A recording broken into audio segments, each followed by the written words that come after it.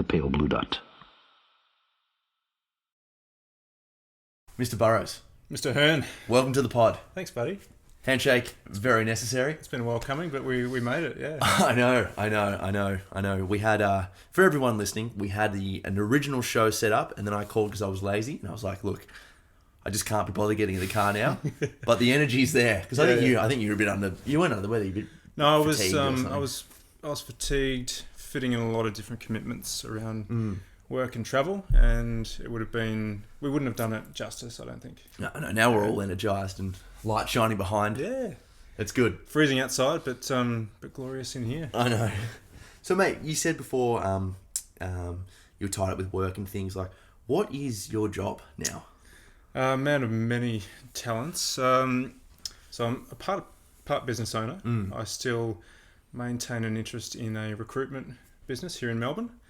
Intersearch Australia. I'm a partner, and my job is research, operations, finance, basically all of the grunt work to produce lists of candidates for my partners, which is great because I don't really need to be in the office to do that. Oh. And as you're well aware, Beck and I have made the move up to the Sunshine Coast as of 4 months ago. Yeah, and the tan is proportional to to yeah. Mine is not. Life really agrees with me up there. It does, mate. You're looking good. Yeah. So that keeps me busy, keeps the rent paid and food on the table, and then in my spare time, progressing more into some coaching. Join the coaching staff up at CrossFit 4566 in Noosaville. Oh, nice. And trying to do some more breath and performance related coaching as well. Yeah, so CrossFit coaching, and then your own kind of thing on the side of that. Yeah, brilliant. So how did you get into the breath, apart from obviously requiring it to live? Because we're all sort of into the breath. Exactly. We're all really into the breath. Yeah, we all should be. Yeah. It's been an evolution. I mean, I've always been big into my training and performance, and I've always been fascinated by anything which is going to make me stronger, make me perform better, make me feel better.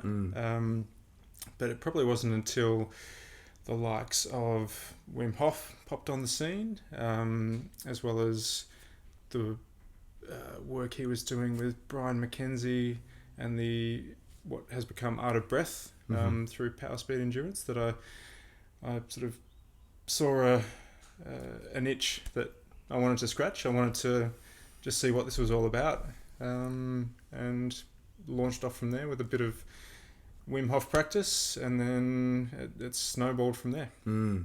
What essentially is, because there are different methods of different breathing techniques, and but and they're all kind of trying to achieve different sorts of things. Exactly, Obviously, there are people that are into breathing for trauma release. They're into breathing for performance. And what's kind of your niche, if you have one? I would say a combination of performance for everyday life, but primarily, physical, sporting performance, and on the flip side of that, a mental resilience component. Nice. Because I like to think of, obviously, the mind and the brain is the governor of the body, but the breath is really a governor of the mind. And the ability to consciously control our responses and reactions and our state by using the breath in certain ways, I think is greatly underrated. Yeah. It definitely is, isn't it? That's what I find so fascinating about just the interchangeable relationship between subject and object, environment, but like even just a simple thing of when, you have you're going through a rough stage in life, and the hormone secretion and kind of everything that you're receiving from the outside world is kind of getting you into this state and where you're just, protecting yourself and you're hunching over. But you can actually just reverse that And even just by sitting up a little bit taller, you can actually reverse what's going on inside your body as well. How does that relate to, I guess, what you can do with the breath to achieve better mental states?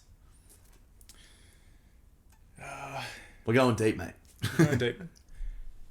Just, I guess, take a step backwards and think about what an agitated mind or a stress, anxiety, compulsion, all of those types of behaviors. What does breathing look like when you're in those states? It's generally faster, shallower, and over and above the requirements of what you need.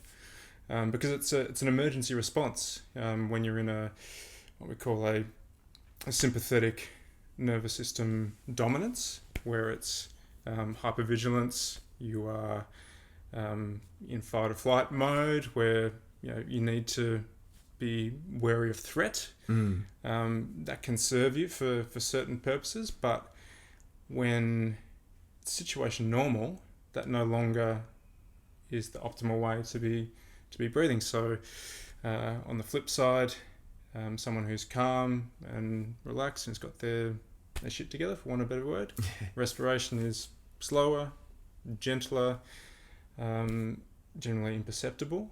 So when you look at those two states and you see that breath informs the state and the state informs the breath, it's really fascinating to be able to jump into that loop and go, all right, I'll take control of the breath so I can then influence the physiological response and the state and create a more positive feedback loop, rather than staying in that hyper alert, stressed, vigilant, all of the hormonal responses with your cortisol and that feeling of being wired but tired at the same time, and not being able to break that cycle.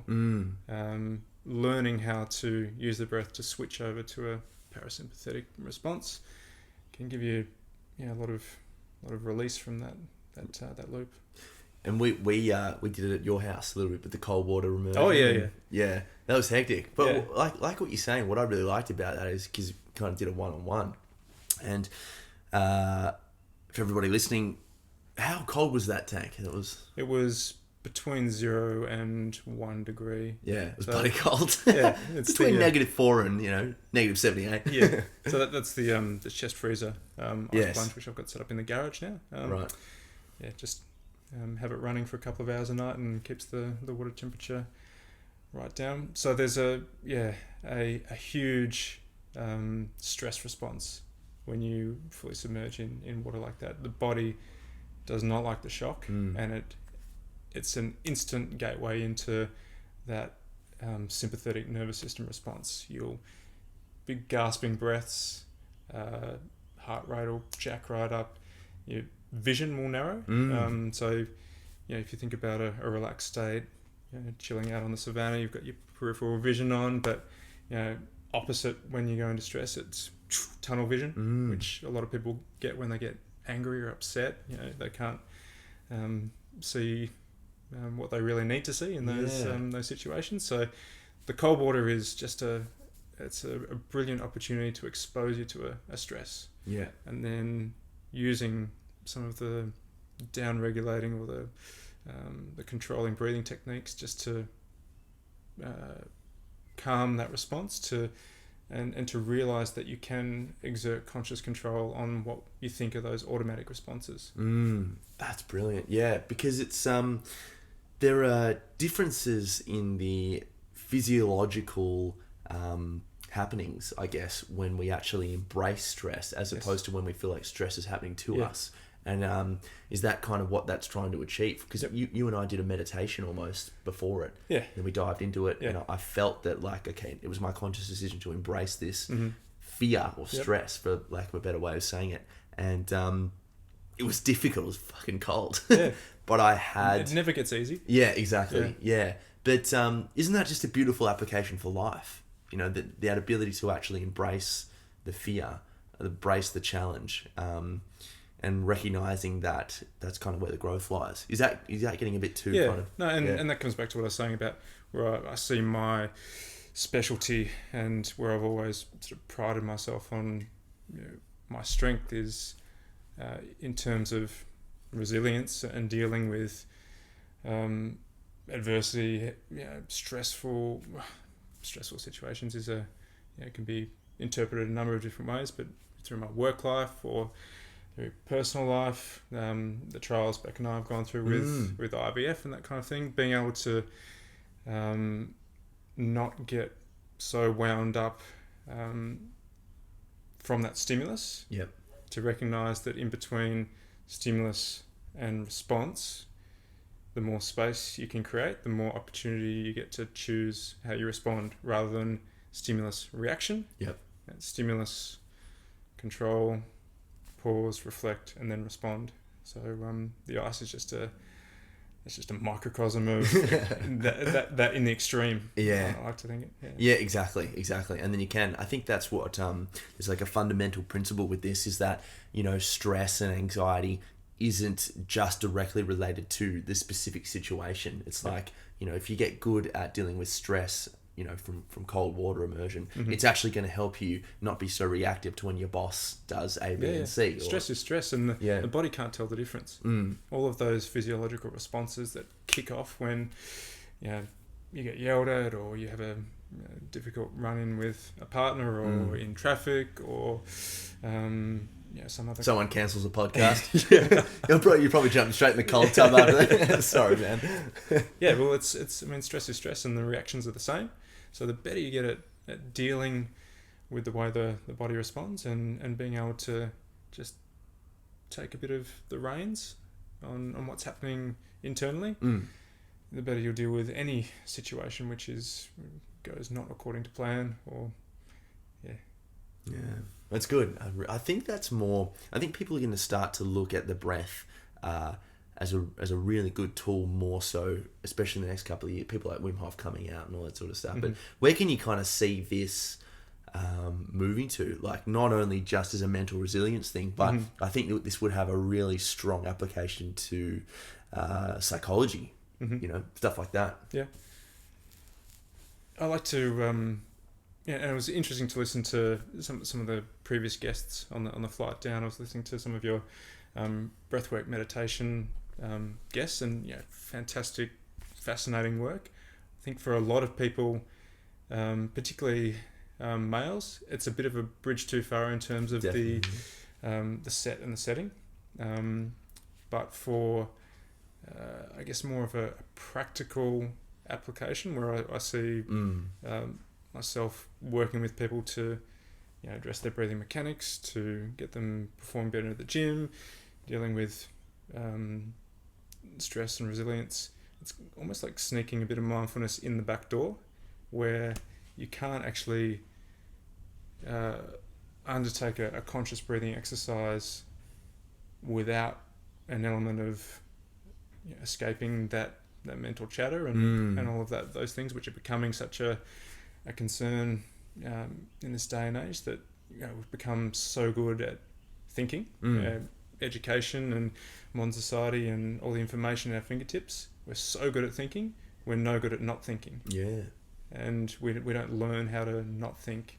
And so by giving people some tools to improve their athletic performance or help them sleep better, you're just sort of sneaking in the mindfulness in the back door, which I think is really cool. Yeah, I like the way you said that, man. Yeah, it's good. We're no good at not thinking. That's so true. We're no good at somatic experience, getting into the body. Everything has to be analysed, and everything has to be logical. And and I also agree with you with the, it's probably slightly more, not to say that your work is only for fellas, but I just, obviously being a guy, because I'm talking with people, that how breath can heal trauma and it can bring these things up. And I've actually experienced that meditation as well, which is incredibly amazing, incredibly amazing. But this sort of stuff as well, I think we guys kind of like a challenge, and there's nothing more challenging and tangible than like, right, you're going to use your breath to overcome the very clear fear response. It's going to see if you can get in the cold pool. All right, mate, well, I'll see if I can. It's like that one-upmanship sort of thing. I mean, I've coached hundreds of people through that experience in the last couple of years, and it's really interesting to see the alpha personalities, the strong egos, who try and force it, who try and pump themselves up for it, fall apart and have to get out. It's there's a different kind of, it's almost like a surrender to what's going on, and a strength in that acceptance of, this is not the worst thing that could happen to me. I'm going to be okay. My body knows what to do. I'm just going to try and relax into that experience and trust it to do that. And before you know it, you've spent 4 or 5 minutes in 1 degree water. That was an awesome experience for me. Like, I really noticed the difference after coming out of that, because we did some box breathing. What is that? It's 4 seconds.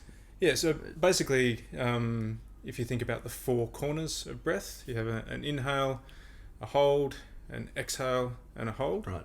So box breathing is that sequence in equal measures. So the most simple box might be an inhale for 4, hold for 4, exhale for 4, and a hold for 4. And that just gives you the ability to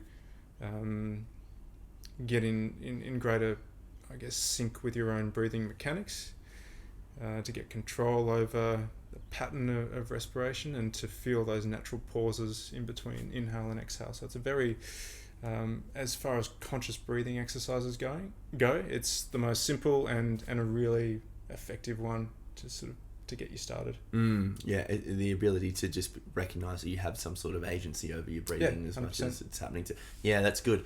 In that way, that the breath is the bridge between the conscious and the unconscious mind, because you can determine it, but also it happens whether you're thinking about it or not. Exactly, and not to dive too deep on the physiology of it all, but the centers that control respiration in the brain very closely linked with the centers that control emotion, and overlapping with the vagus nerve, which runs right through the center of the body, which influences that what they call the autonomic tone of the body, whether you are parasympathetic dominant or sympathetic dominant.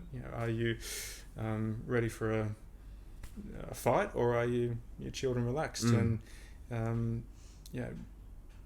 the ability to get in there and exert that conscious influence is really powerful.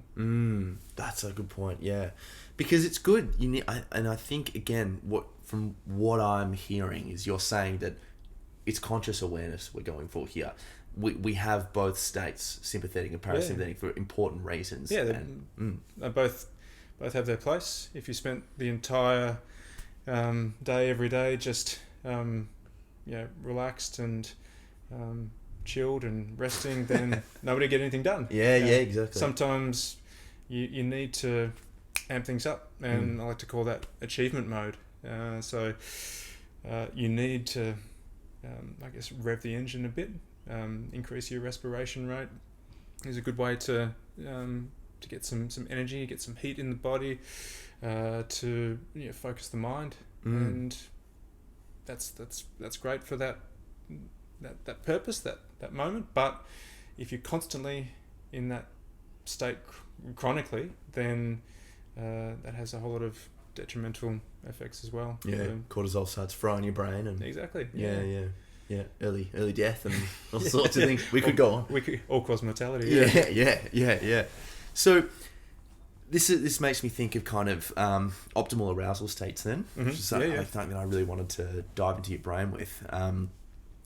How do we go about, let's just say we have, we're giving a talk in a week, and we naturally have like a fear of public speaking. You want to obviously go into that talk with some degree of arousal, so that you're not just essentially bored and almost unconscious and lethargic, but not too aroused, so that we almost have a panic attack because we're so all over the top. How do we come to know where the optimal states are, and then how can we kind of get there? It comes down to the individual, and my preference is to be bringing you up to the level, rather than to be so amped up and then try and bring it down to the level. I think probably a simple and effective approach would be a number of minutes, say 15 to 20 of an exercise like Breathe Light, which is something from Patrick McEwen's Oxygen Advantage, where you are consciously trying to breathe as little as possible. Okay. So what that's doing is it's bringing you into that parasympathetic and calm, controlled state. Because essentially what's happening when you're over breathing is you're blowing off a lot of carbon dioxide. Again, try not to get too scientific here. Mate, do what you need to do. Just be conscious about it. because when you're getting rid of more carbon dioxide, you're decreasing the blood flow to the brain. Yes. Which is why when people do hyperventilation type techniques, they can get a little bit fuzzy. Yeah. So you need that CO2 in the blood to actually effectively use the oxygen which is circulating in your system. So if you hear someone say, take a whole lot of fast deep breaths to get more oxygen in, you've got it around the wrong way. It's not actually, it doesn't work that way. So any technique that can make you hang on to more CO2 and a slow, gentle, soft breathing pattern, maybe a 4 in, 6 out, a longer exhale than inhale is also associated with downregulation and parasympathetic activation. And then before it's time to go, it would be, maybe 30 seconds to a minute of deep, strong breaths just to get the arousal levels up a bit, get you focused, and then go from there. Really? Okay, that's awesome. Is it too simplified to say that you can almost like a big breath in is associated with the sympathetic, and then a exhale is associated with the parasympathetic? And I think I've got those two right. And parasympathetic is the rest and digest. Yes. Sympathetic is the fight or flight. Yep. Because I just think that, in layman's terms, if I'm scared, I'm going, yep. And then when I'm relaxed, I'm going, But inhale can also be slow and controlled. So we could sit here and do some practice and get you up to a 10 to 12 second inhale. Jesus. And when I think a lot of the confusion comes around the advice on take a deep breath. Mm-hmm. What do people do when they and where did that go? That went straight in the chest. That went in shallow chest. It's a deep breath. For everyone just listening, I'm performing all these on camera, so pants off as well, of course. We're tops off. Yeah, tops off. But a deep breath is diaphragmatic into the belly. A deep breath draws oxygen into the lower lobes of the lungs. And when you think about gravity, we have more blood vessels, more blood flow in contact with the lower lobes. So the oxygen uptake when we get that breath all the way down is so much more effective and efficient than if I'm just breathing shallow, fast into the chest. It's just like spinning your wheels, you're not getting it in. But at the same time, it's associated with that sympathetic response. But so an inhale can be still in keeping with a parasympathetic tone, I'd say. Yeah, definitely. Yeah, it's just like it's so it's almost I think about the breath in terms of kind of mental resilience, mental health, and all that sort of thing, and it's almost kind of like a too good to be true that we have so much power and so much control over that it makes people think like that is too good to be true. Like, where's the SSRI? Where's the escapism? How is it?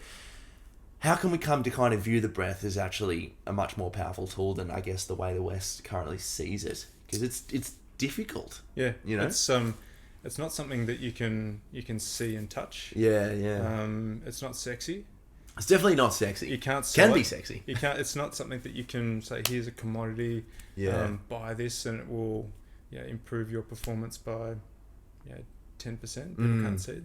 It requires a discipline and a diligence and a self that practice of of going inside yourself and connecting with your breath and feeling the response, because a number of people, mentors of mine, that saying always comes back to feeling is understanding.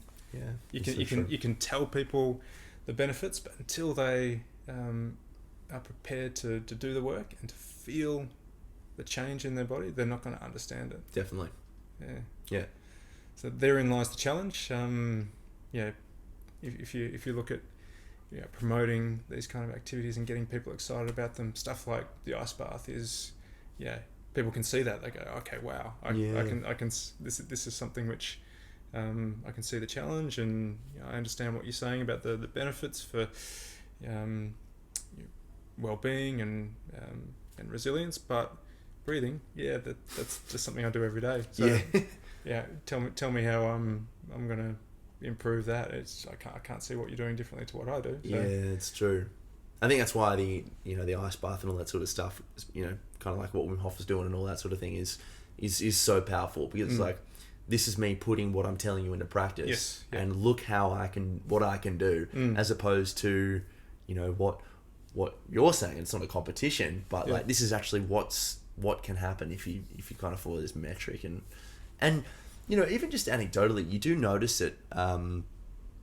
Like, I noticed that for me, after that experience in the plunge, we were talking about, like, we were like, all right, now shake your body out in the sun and stuff. I just felt alive. Yep. I felt really, really happy with myself. Like, I was, that sense of achievement is so, yes, it's transitory, but it's also very important that we build that self-esteem from time to time. Be like, look what I actually can do. And it also, you would have felt it immediately. It brings you into your body, and it introduces or reintroduces you to a whole lot of senses and chemical processes and physiological responses that unfortunately, because of the way we're set up, we don't get an opportunity to experience.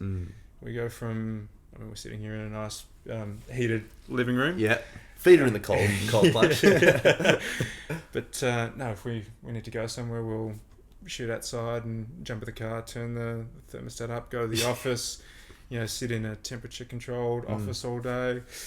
We might never feel what it's like to be cold. Might never feel what it's like to be way too hot.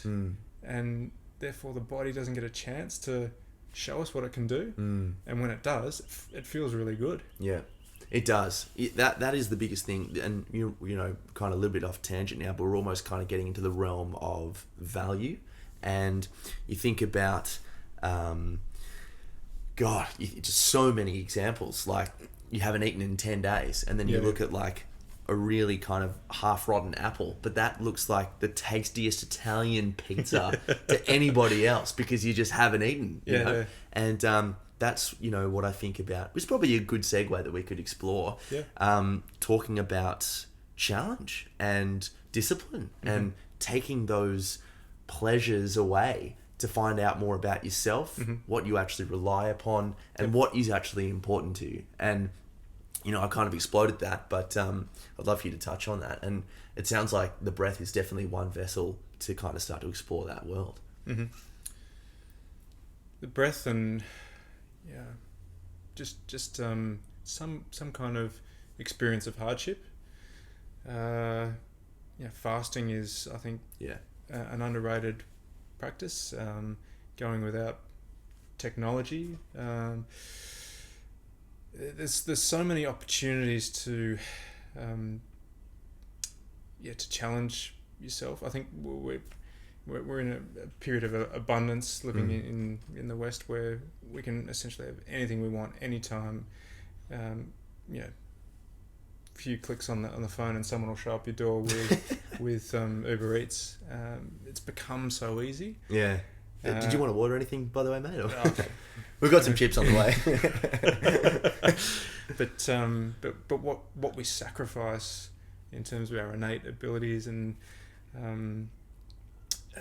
the growth that comes through challenge and hardship, or just doing something which is a little bit difficult on a day-to-day basis, is it's making us soft. It is, and it goes against the actual evolutionary structure of the human body. Like we actually need challenge, and that's why we have these reward systems. It's like, oh, I'm really stressed. I wonder why. Well, I mean, I haven't eaten in a couple of hours. Like, I don't have any stock. You know, what am I going to do? I got to solve this problem. Cause and effect. Yep. Cause and effect. Exactly. And we've lost that that cause and effect, I think, to a large extent. Like, anyone can get a job, sit at a desk, and then have enough money to, exactly like you said, pay for someone to ship a nice pizza across. You know, which is brilliant. Like, this is the reason why we're struggling. Don't get me wrong. Exactly. I love Uber Eats pizza. Yeah. I keep saying Uber Eats pizza, but I mean, it's good that we have advanced enough to actually be able to afford these incredible pleasures. But then it's about reintroducing challenge to make sure that we actually are keeping ourselves happy and purposeful and all sorts of things. So I can imagine this sort of stuff would come into your coaching as well. Like, cause it's not, this is the brilliant thing about coaching, really, isn't it? That, like, it's a relationship with client and coach. You know, you start to talk about how some of these clients have kind of, I was in a dark place, I was depressed, I was anxious, and CrossFit or whatever it is has really given me that that thing. You know, do you use breath work in your coaching as well? And I try and sneak it in where I can, because it's something that you know, it's not something that people traditionally expect to receive when they come to lift weights or you know, get involved in CrossFit. So I like to just try and give people an opportunity to experience something a little bit different, and you've got to lower the barrier to entry to the experience. So I've been recently bookending sessions where a warm-up might stay the same as what it always looks like, but I'll throw in a challenge of, okay, we're only going to breathe through our nose through the warm-up, and just notice how you respond differently to that. You'll feel that level of CO2 rising in your system. That the urge to breathe will be stronger. You'll notice you know, increasing temperature a lot faster, and you'll notice, you know, your breathing mechanics will change because you don't have access to that extra orifice to move air. And then at the end of sessions, just a very simple down regulating or relaxing type sequence of, you know, getting people in a position against the wall where they can pop their feet up and just follow that box pattern we talked about. Because a lot of people who come into the training and the CrossFit environment, it's all about they want to go hard, and they want to it's difficult to get people to maintain balance, and what I mean by that is recognizing that both are as important to your overall development, and that smashing through a hard and fast workout and then racing out the door and jumping into traffic and into your work or whatever it's not a good way to transition between states of your day, and that you have an opportunity to take 3-4 minutes, bring yourself back down, get control of your physiology again and your mind, reconnect with your mind, and just get ready to move on to a different stimulus. And people can become, particularly those sort of alpha type personalities, they want to be constantly on the go. It's not about winning the workout day in, day out. It's winning life, isn't it? It's about, are you improving as an athlete, or are you adapting in a positive way, or are you just learning to get better at suffering? Yeah, exactly. Yeah. No, that's a really good point. I think that's something that really helped me with my coaching as well when I used to coach. But also just in life as well, recognizing that a really intense workout isn't necessarily letting off steam. At least not within the nervous system. It's like highly arousing and stimulating, and then you're like, I've done it all. But like what you said, even just something that's a little bit stressful, like getting in traffic. No one likes getting caught in traffic. It's shit because you don't have that freedom. Take that after a heavy workout, 1 RMs on the nervous system. It's stress upon stress upon stress. Yeah, no wonder people are just getting overworked. It'll beat you down. Yeah, exactly. Yeah, and so you would put like some box breathing after the workout just to. That's brilliant, man. Fantastic way.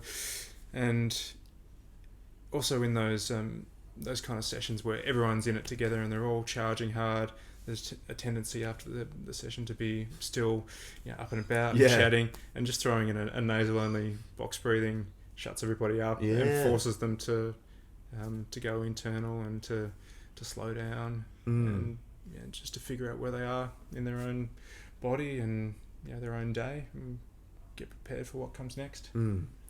Yeah, one thing I've been looking at in terms of the way the mind works is looking at trauma and looking at triggers, and it actually started from looking at addiction and things, but the way the unconscious body affects the mind and the way we see things. When you get triggered or traumatized or something aggressive happens to you, you respond unconsciously through instinct, physical. You move away. Then the emotion arises, whatever it is, it's fearful, and then the mind kicks in to try to understand what's going on, so that if this were to happen again, that experience has essentially been integrated to awareness, so that we know what to do. And take for example, like stepping out to a busy road. The first time we did that, but because we knew why we reacted like that, there was a car. The what ifs calmed down, because there's nothing to try to figure out. That was a car. So that experience has been integrated. I can think of so many ways that the breath would help, because more often than not, let's just say for an example, you're in a relationship and your missus or your husband or whoever it is says something that's really triggering to you, really pisses you off or makes you feel afraid or whatever it is, that, which is triggered from an experience 20 years ago, whatever it was. You feel the emotion, and then the mind going, you're abusive or whatever, is really just the mind trying to integrate the experience that happened so many years ago. But if you could just do some box breathing, take some consciousness over it and be like, okay. Or even just a single conscious breath. I mean, have you ever caught yourself when you've had a head-to-head with somebody and you're getting ready to launch, and then it's just... And that's just the body's way of bringing itself into a slightly more considerate, even though it might seem to the other person like you're telegraphing. You're about to just go telegraphing your emotions that you're frustrating the crap out of me. Just that. But it's right. It's trying to bring itself down. And another great example is you talk about stresses and triggers and people staying in that state long after the stimulus has passed. If I think about when we're at home and the delivery person comes to the door, our 3-year-old dog Harvey will absolutely go from sleeping in his bed to a million miles an hour, barking his head off. Who is this? Why are you here? Delivery's made, and then a minute later he's back sound asleep. You imagine if that was a human, they'd be like, why was that person at my door? They'd be ruminating on it for the next 2 hours. But Harvey's just like, it's done. He's just straight up cause and effect. This dog. He's straight back to it, and it doesn't hold on to those. We don't live in our. Well, he doesn't live in his mind the way we do, because so we've evolved differently. Well, and actually part of it as well is actually we are cause and effect. We have that emotional brain, that primitive physiology, like the dog, but we also have conscious awareness on top of that. And part of the issue that arises is in shaming ourselves and telling ourselves off and not accepting the ways that the body has reacted to things. So the dog, like your dog, couldn't care less. He's like, rah, rah, rah, rah. And he's like, well, that's all I need to do now. He's back to sleep. But human beings are like, rah, rah, rah, rah. And they're like, we shouldn't have done this. We shouldn't have done that. I shouldn't have done that. So, or I should have said that. Or, is this okay? What am I doing? How am I sounding on the podcast? Should my feet be cold now? But so much of it is not allowing the emotion to fully express itself. And then, we can go into psychology, but then it gets suppressed and then projects externally. But I just think that what would be so good about the breath as well in understanding that sort of stuff is taking a moment, being like, okay, I'm really angry right now. I can feel the anger. Yeah, yeah. But you take a breath and you go, look, I'm feeling this. This is almost relationship psychology, but if this is the way I'm feeling, don't worry. I'm going to let it out, because you do have to let it out eventually. But it can be in jiu-jitsu, CrossFit, even cold immersion. Yeah, you know, yeah. just setting the intention, be like, all right, my anger hates the cold right now. I'm just going to jump into that. You know, I think so much of our mental ill health is predicated upon not letting ourselves be who we are, but then actually putting who we are into productive ways that are okay for society, you know, because if I just let myself be who I was, I'd be in jail. No one for all sorts of things. We would not want to see that. yeah. Me specifically, but everyone else. I know. Yeah. So where's it taking you at the moment, mate? Like, what are you currently playing around with the breath, and what are you looking at?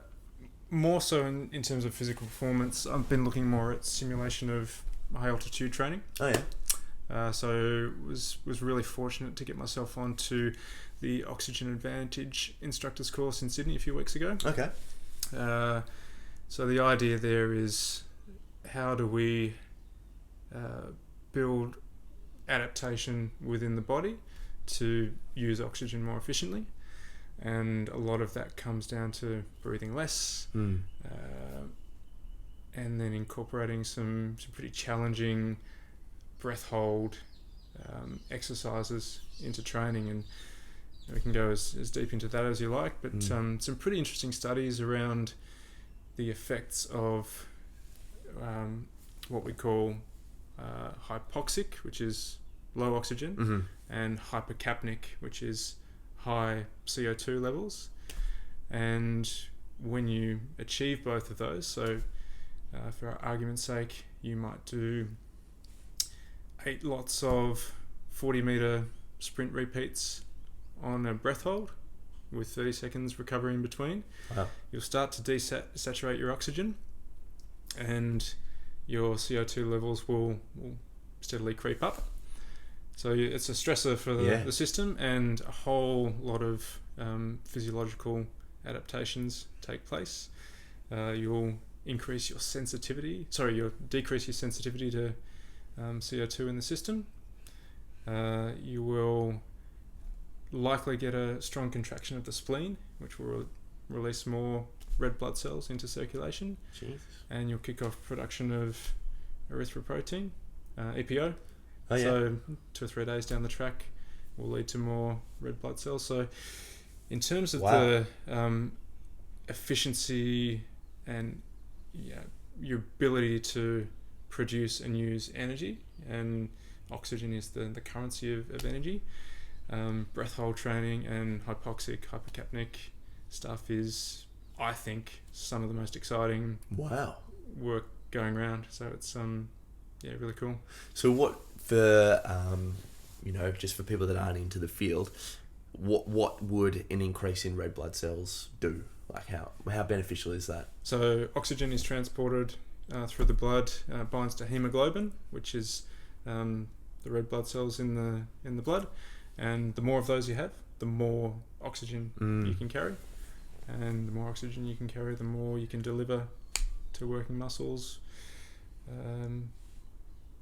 delivering through the mitochondria, which is the powerhouse of the cell, work longer, harder, with less effort, basically.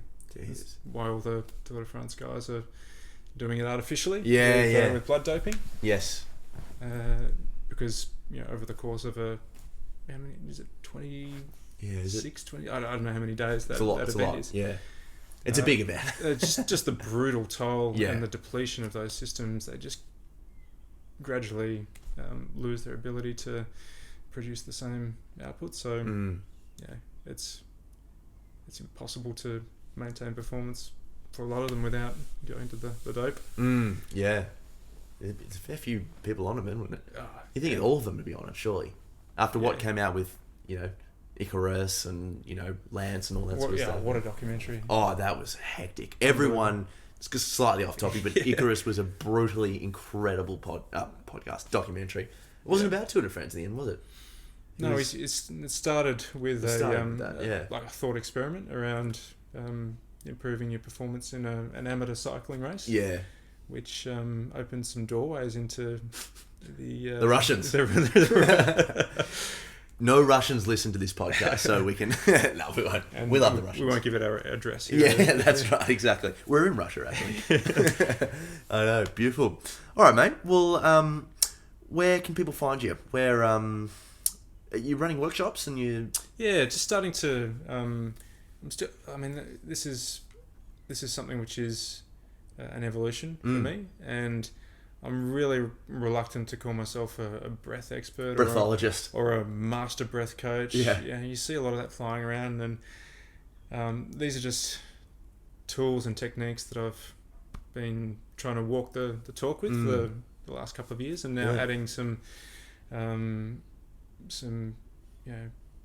structure around how I teach it with the courses I've been doing, not only Oxygen Advantage but the XPT certification, which is the foundation of that is breath as well, which is a lot of pool training as well. Okay. So weights underwater. Oh, nice. I've been following you. Yeah, I've seen it. So I'm still on an evolutionary path, and starting to get more practice in teaching these concepts. So I've got a few workshops coming up. One in the country next weekend up in Kyabram with an old school teacher of mine who now runs a facility up there. Oh, nice. And then just with the local community up in Noosa. And throw it out there, anyone who's listening who wants to, who's got a holiday planned, come and visit us at CrossFit 4566. Amazing place to train. Come and hang with me, we'll do some ice baths. But in terms of online presence, it's just Instagram is Rich J Burrows, and I'll be looking to launch my own performance breathing presence and site in the coming months, so stay tuned. Beautiful. I love it, man. Legend. Thanks for doing the show, man. Mate, great fun. Yes, we will do it once we're up and about. We can do a round 2, because I love chatting with you, so likewise. It'll be good. Peace.